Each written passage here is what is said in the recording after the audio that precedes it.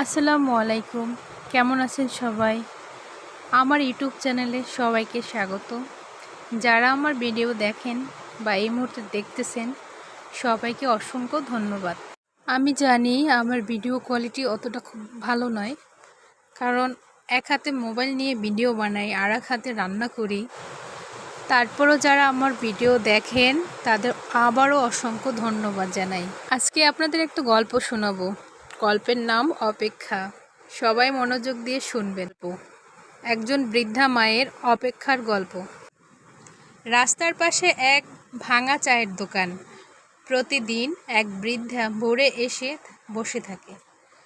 লোকজন ভাবে হয়তো তিনি ভিক্ষা করতে আসেন, কিন্তু আশ্চর্যের ব্যাপার, তিনি কখনো কিছু চান না, শুধু বসে থাকেন, কারো দিকে গভীরভাবে তাকিয়ে থাকেন।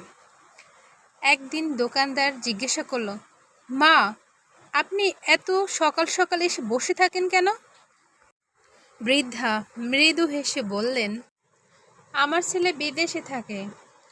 ছোটবেলায় প্রতিদিন স্কুলে যাওয়ার সময় সে আমাকে বলতো, মা, একদিন আমি বড় হয়ে এখানেই তোমাকে চা খাওয়াবো। আজ 10 বছর ছেলে দেশে ফিরে নাই, শুধু বলেছে একদিন ফিরব। তাই আমি আসি অপেক্ষা করতে। এক সকালে হঠাৎ ভিড় জমে গেল চায়ের দোকানে। সবাই দেখল এক তরুণ বিদেশি পোশাকে দাঁড়িয়ে আছে, চোখে জল, হাতে এক কাপ চা। সে এগিয়ে গিয়ে বৃদ্ধার সামনে কাপটা রাখল আর বলল, মা, আমি ফিরে এসেছি।